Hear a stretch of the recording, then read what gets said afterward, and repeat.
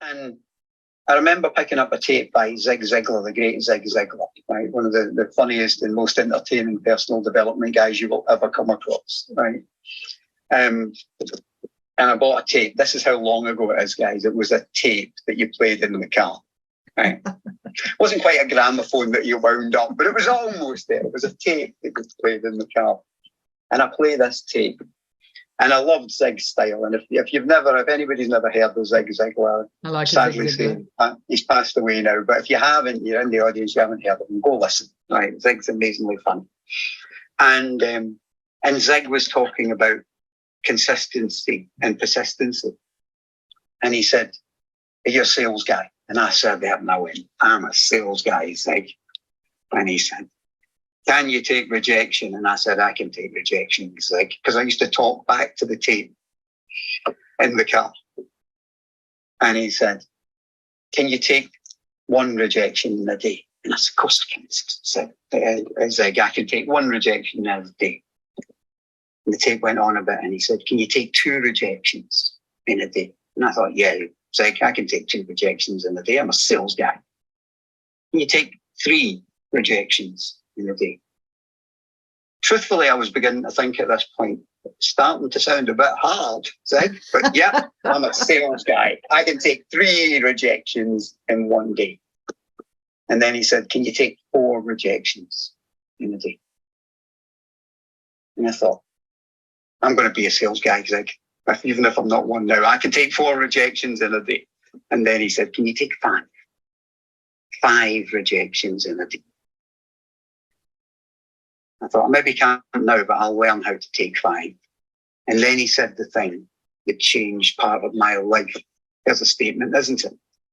He said, "Can you take five rejections in a day from the one person?"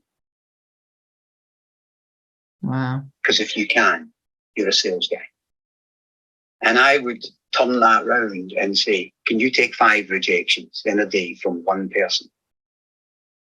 Because if you can, you're a business person.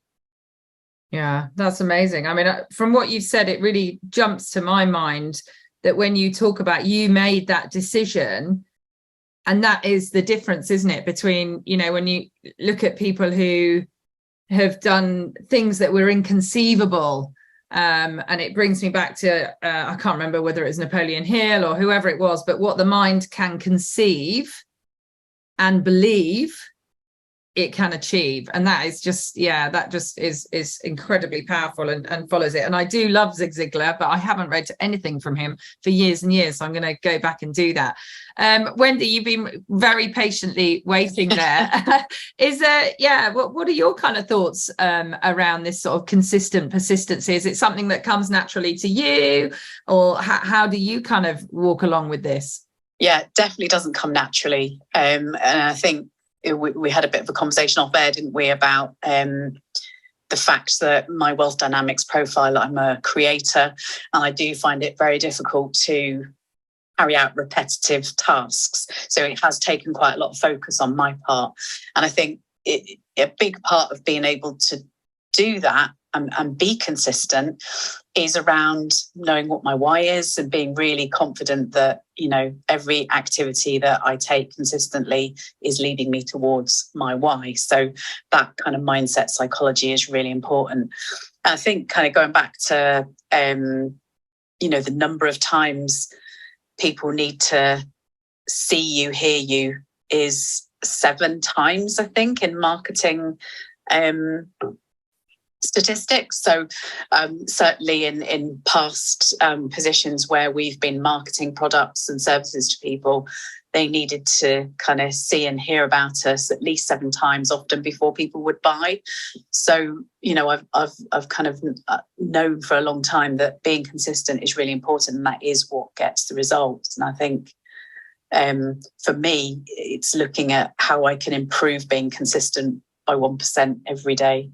Not just with kind of business, but with kind of personal habits as well. So I think it's been a challenge to get into habits for me, but I'm getting there.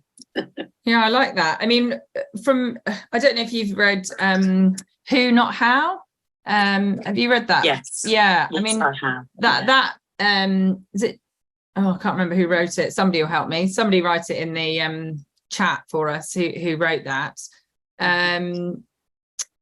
Yeah, so that is really clever, because he talks about, you know, so you've spoken about, oh, you know, when I've got repetitive tasks, I don't want to do them. You're naturally a creator. I am too. So it's like, oh, I want to do that. I want to do that. We're great at kind of starting things, coming up with, you know, blue sky ideas. And then really it needs to be handed over to somebody else to get those bits done. But obviously when you're starting out, you have to kind of do everything.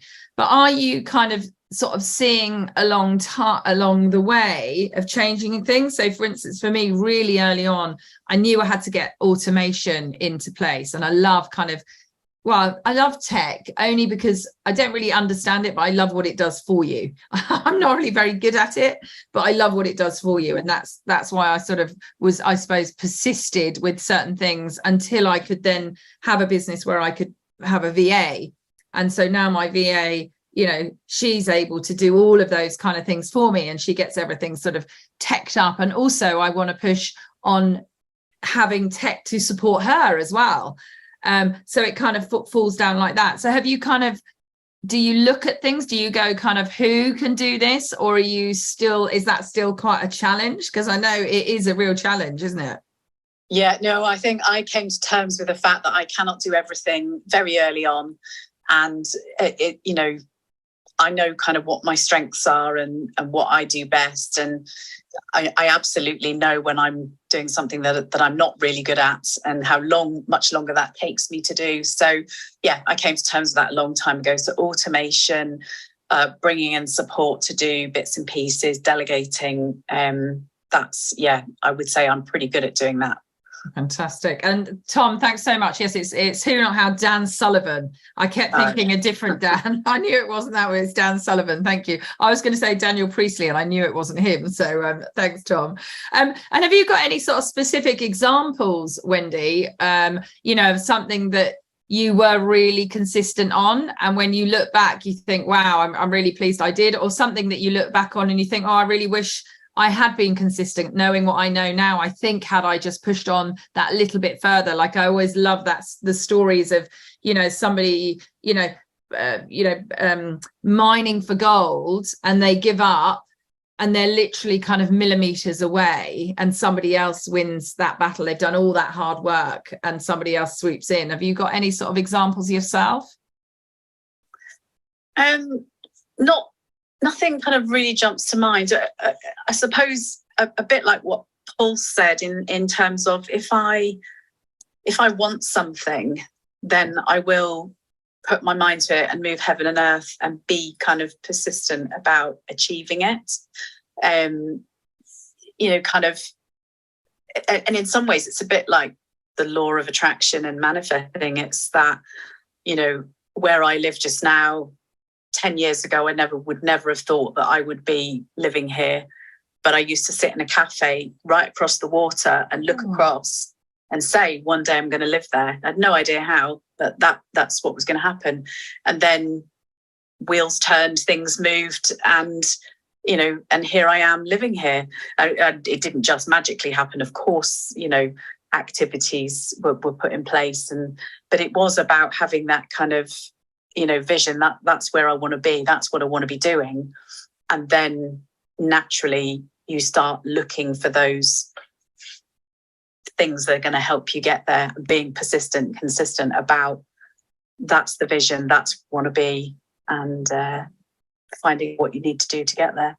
Amazing. Yeah, that's tremendous, and congratulations. And you hear so many stories of this, you know, having a vision, and living in that vision, and knowing that you are going to achieve it. I mean, I've got a small one at the moment, and it kind of makes me laugh. So as you all know, I'm trying to get into this social media, and, you know, I'm going for the start now, get perfect later.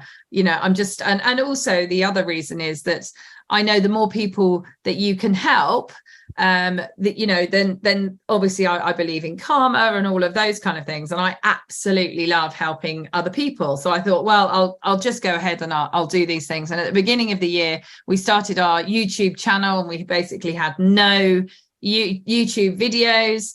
And I know that really to start moving, so I always I love the analogy of the flywheel, where you're literally pushing like with every bit of strength that you have, and it's barely moving. And for months we had like hardly any videos, so we started off by doing one a week. Well, clearly even at the end of the first month we didn't have many, and then we kind of thought, well, actually we could make those videos into shorter videos. So then we started building that up, and then you can make, we call so we've got short longs and long shorts. So we've got all these different names for all these different types of videos. And then as time progressed, people actually started to subscribe, because obviously you measure on your subscription, and we've got KPIs and things like that. And then as time has gone on, it was a real neck and neck. So let's say we'd have 50 videos, we'd have like 45 subscribers, and then it would get up to 50 subscribers, and then we'd have added some more videos. So it was kind of neck and neck.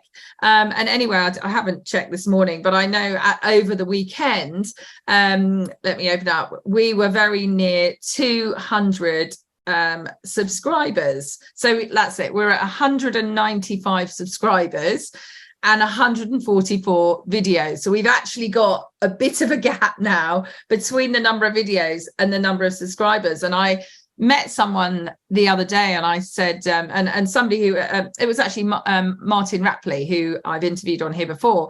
And he said, I said, oh, how many YouTube subscribers have you got? And he said, oh, I think I've got 1,100, so about 1,100. I was like, oh my, that's amazing, I'm still at this number.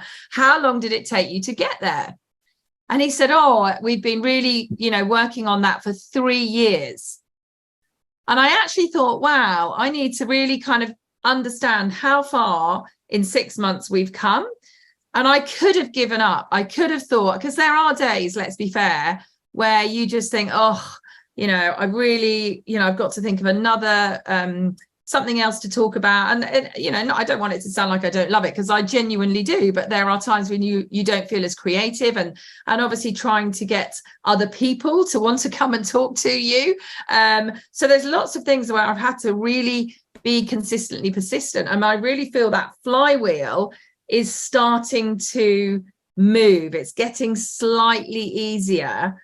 But am I going to get to 1,000 by the end of the year? I don't know, but I'm going to keep going. I'm going to keep talking about it. And now whereas I was a bit shy and embarrassed to talk about it because I had no videos and no subscribers, so I didn't look that great. Whereas now at least I have videos and we do have some subscribers. So it's just literally kind of moving that on. So yeah, I suppose that's my most recent one. And in fact, that's why I kind of thought of this topic, because I thought, wow, actually, one should take that moment to say, congratulations, you have kept going. And I think that's kind of really important. So